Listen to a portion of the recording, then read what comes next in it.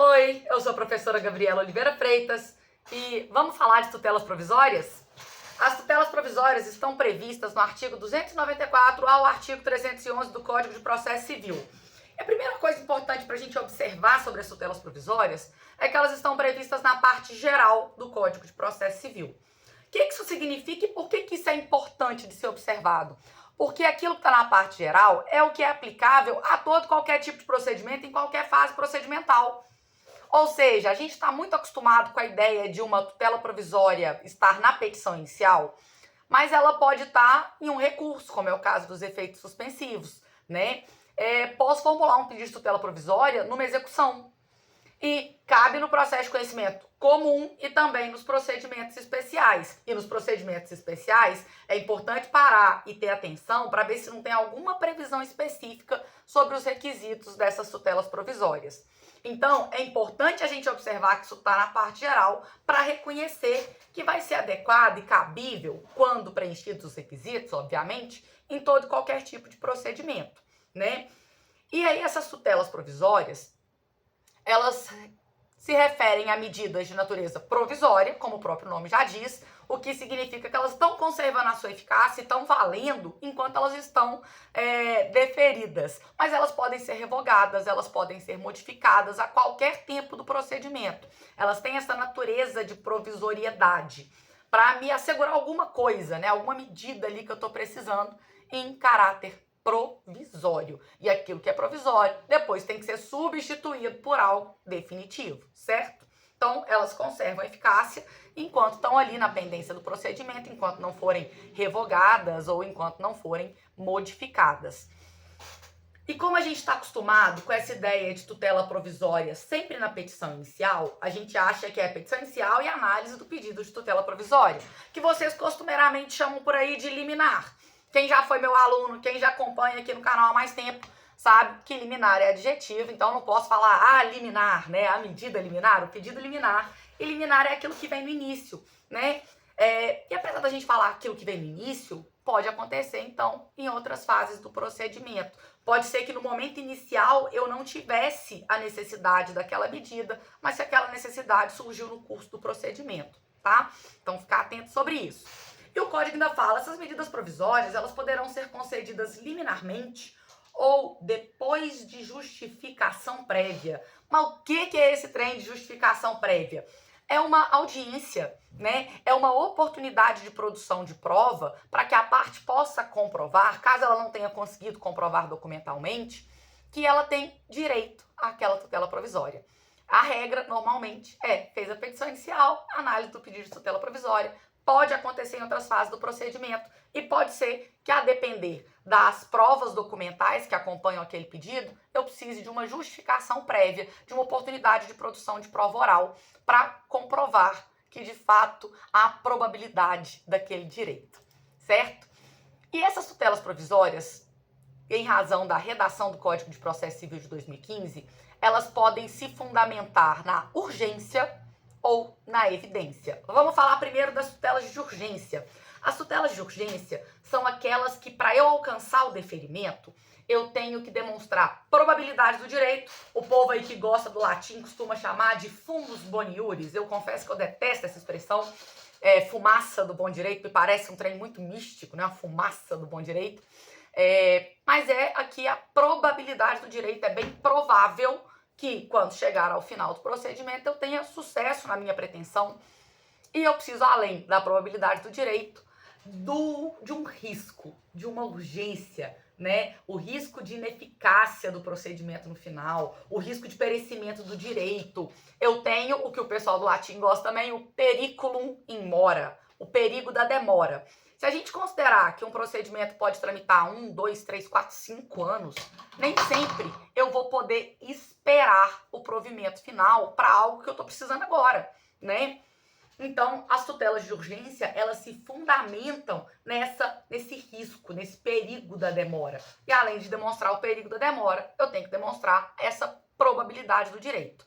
Então, na hora de fazer uma petição em que você vai formular um pedido de tutela provisória, não basta apenas pedir, é óbvio que eu tô com pressa desse trem, né? Eu preciso demonstrar, o meu direito é provável e eu tenho um risco, esclarece por que, demonstre por que existe esse risco para alcançar o deferimento dessa medida, certo? E essas tutelas de urgência, elas ainda vão se classificar em duas espécies diferentes, que podem ser as medidas cautelares e as medidas antecipadas ou antecipatórias. A tutela antecipada, a tutela provisória de urgência antecipada, é aquela em que a minha pretensão provisória é antecipar exatamente aquilo que eu quero na sentença, né? A tutela provisória antecipada, ela antecipa os efeitos da sentença. Aquilo que eu gostaria de ter no final do procedimento, que eu não sei quanto tempo vai levar, tem como você me adiantar aquilo agora? Imagine que você ajuiza uma ação porque uma parte está precisando de uma cirurgia e o plano de saúde não quer autorizar essa cirurgia. Você vai esperar o procedimento, se essa cirurgia tem urgência de ser realizada, você vai pedir uma tutela antecipada para o reconhecimento de que o plano de saúde tem que custear aquela cirurgia, para que ele já seja obrigado a custear desde já, né? Ou imagine que a gente está numa ação de guarda de filhos. Né? O que eu vou fazer enquanto esse filho está ali esperando os pais deliberarem, decidirem com quem vai ficar a guarda, se vai ser unilateral, se vai ser compartilhada. Define uma guarda provisória, né? Essa guarda provisória é uma medida de tutela antecipada. No final, o que a gente quer desse procedimento? A gente quer uma definição de como vai ser regulamentada a guarda. Mas deixa uma guarda provisória já definida para as coisas não ficarem perdidas, para a gente não ter um caos maior nas relações familiares. Então, eu estou te antecipando aquilo que você gostaria ao final.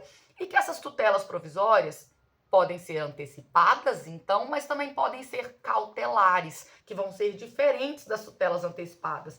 Na tutela cautelar, eu não quero te antecipar o resultado final, mas eu quero assegurar que quando chegar o resultado final, ele vai ser efetivo, né? Como o próprio nome já diz, a tutela cautelar, ela tem natureza acautelatória.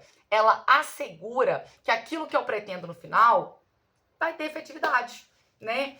Imagine que você ajuiza uma ação de cobrança contra alguém e no meio do caminho você tem notícia que essa pessoa está dilapidando o patrimônio inteiro, que ela anunciou tudo que ela tinha à venda, porque ela não quer ter patrimônio para não ter que te pagar.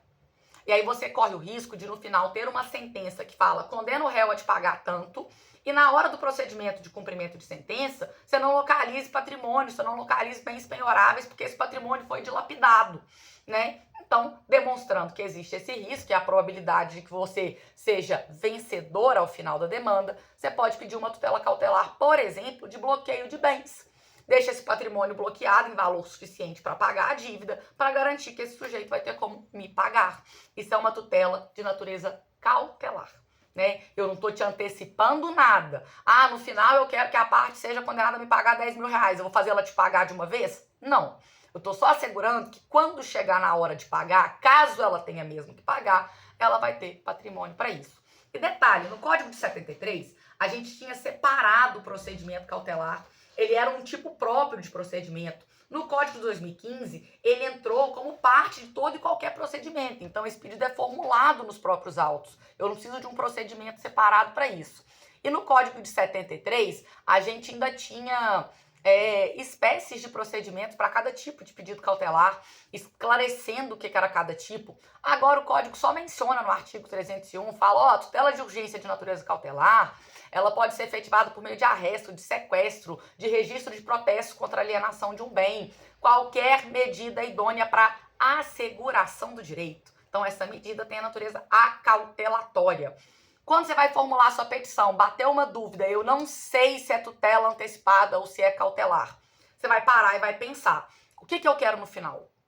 O que é o meu pedido final, que tem que ser um bom pedido, né? Bem delimitado, um pedido certo, bem direcionado para que você alcance a sua pretensão. Então, o que é a minha pretensão final? Eu quero ela agora? Eu quero antecipar essa pretensão para esse momento aqui?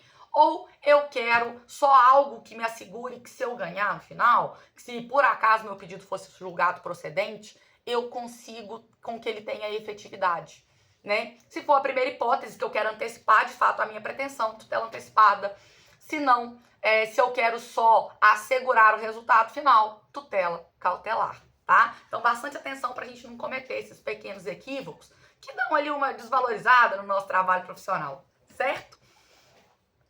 E o artigo 311 do CPC ainda traz uma espécie nova de tutela provisória, que é aquela que não é fundada na urgência. Inclusive, eu não preciso nem alegar a urgência se for pedir uma tutela provisória do artigo 311, que são as tutelas de evidência.